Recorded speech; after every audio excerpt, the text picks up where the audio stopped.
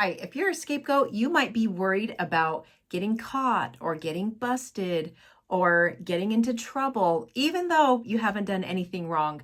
And that's because scapegoats have a guilty conscience. Hi, my name is Olivia, and I am passionate about helping you understand what relational trauma is so you can heal and grow and move on with your life. Today, everything is coming from my book, A Scapegoat No More Forever. You can find it on Amazon. I'll also put a QR code on the screen so you can go and grab it. There is a full course that's available as well, and everything is always in the description. So today, everything is about a scapegoat having a guilty conscience. So if you're a scapegoat, let me ask you, do you feel like you're always going to get in trouble, or just somehow, stuff is going to go bad and it's going to be your fault and you're going to get all the blame? And this is not just a coincidence that most scapegoats have a guilty conscience. It's because of things like the smear campaign, which I will link a video to what a smear campaign is in more detail. But just in a nutshell, if you've never heard of a smear campaign, that is where someone tries to smear your name into the mud. So really, they're saying what a problem you are, or what a liar you are, or how bad you are. And that discredits you, so that if you were to go talk to the person who heard about your smear campaign, you're discredited before you ever have a chance to really show them who you are or try to disprove anything. So everything you're doing is always kind of seen through that filter. And that's one thing a smear campaign does. So when you're a scapegoat and you've had a smear campaign ran on you by one of your parents or a sibling or someone in an organization or a community, once that happens, then it really limits you in other freedoms that other people have. So going on to what makes us into having that guilty conscience, part of that is that smear campaign. It's also partly being accused of being a liar, or being accused of having bad intentions. You did this because of this, and it's always because of you being bad. Or it's that, you really didn't do what you said you were going to do. Or another thing is having someone watch you, especially sort of like those flying monkeys or your tormentor.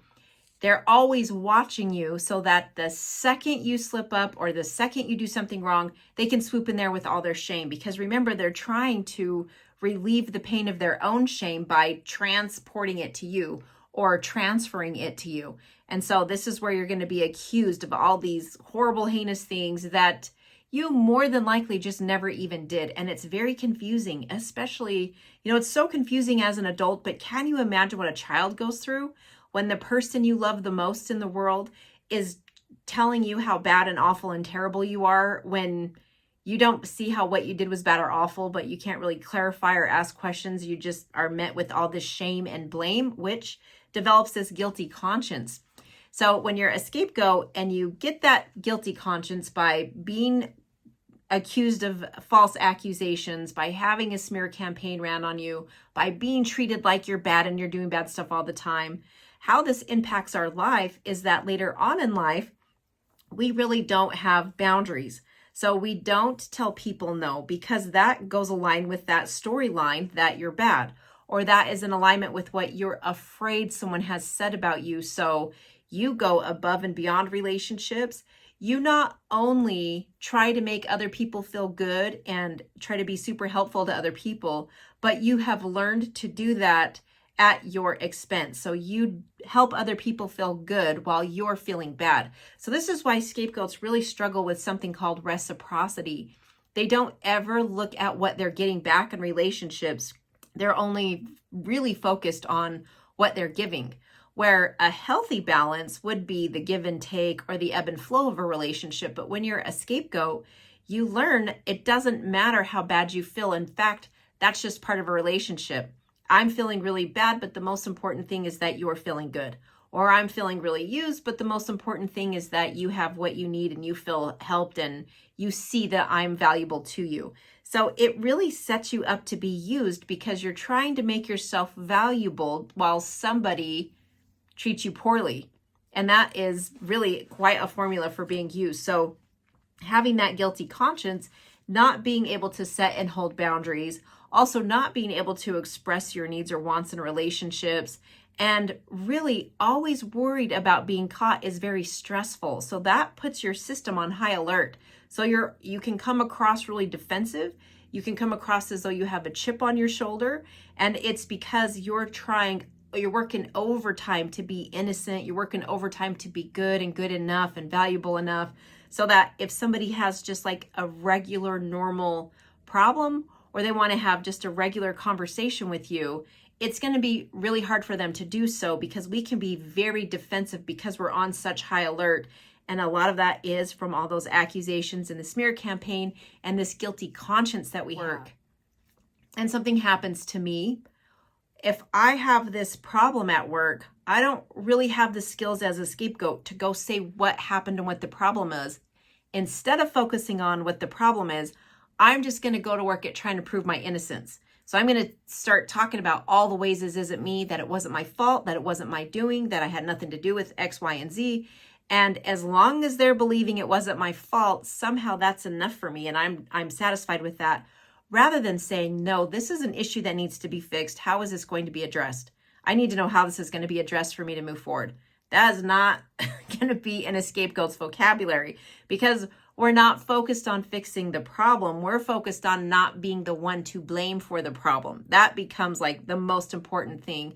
And that's definitely driven from that guilty conscience. Because if I'm in this family system or relationship where I'm being scapegoated, anytime it's my fault, that's like free reign on me. And there is, like we said in a prior video, no correction for the poor behavior. So if it's my fault, that's like open season on me. You can treat me as bad as you want and nobody's going to correct it, and it's going to be my own fault, which is just validating the fact that I am bad and I do deserve what I get, and all these other things that go along with being a scapegoat.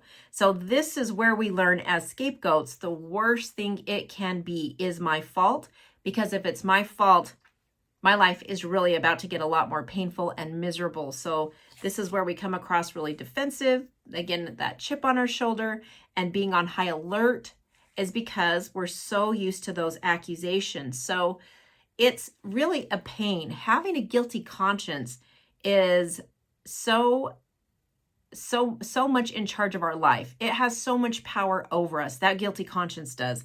And again, it really limits us in our abilities and in our freedoms, especially our freedom to just relate and connect in a healthy, almost, for lack of a better word, normal way.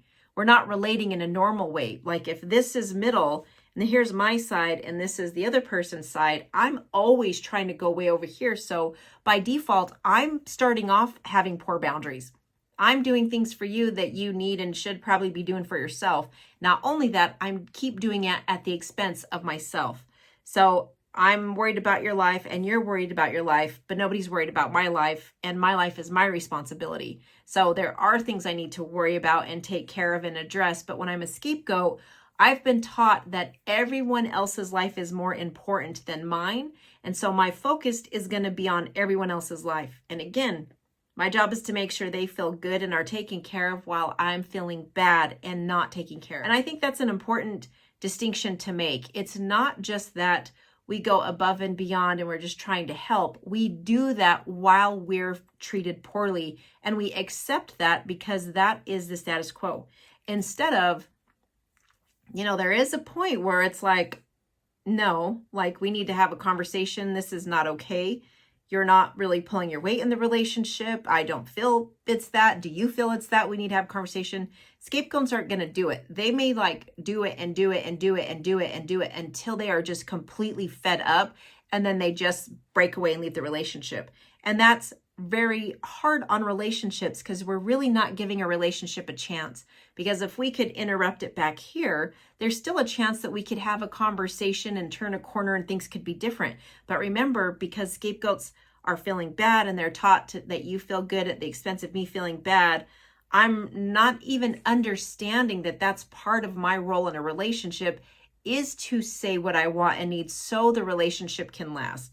Instead, I'm just focusing on what you need, what you got going on, and somehow your needs are more important than mine. Your issues are bigger than mine. Your wants are, greater than mine. And so everything needs to be focused that way. So even like on my birthday, I can be worried about you. Even during a special holiday, maybe Valentine's Day, I'll spend the whole time just focused on you and what you got going on. and not realizing like, hey, you know, this is a major holiday where we're supposed to be celebrating our relationship. How does it turn into you? But if I'm a scapegoat, that's just my job, that's my role, and so that's what I'm going to do. But again, I'll only do it until I can't do it anymore, and then the relationship is going to break. So hopefully you're understanding more about why we have a guilty conscience, where it comes from, how it impacts us, being on high alert, having that chip on our shoulder. We could be defensive. We don't know our wants and needs. We don't know how to talk about wants and needs. And we're really focused on making someone feel good while we feel so bad. So again, you can find all of this and more from my book, A Scapegoat No More Forever. The link is in the description. I'll put some more videos on the screen that you can go watch between now and the next upload. Take good care, and I'll see you in the next one.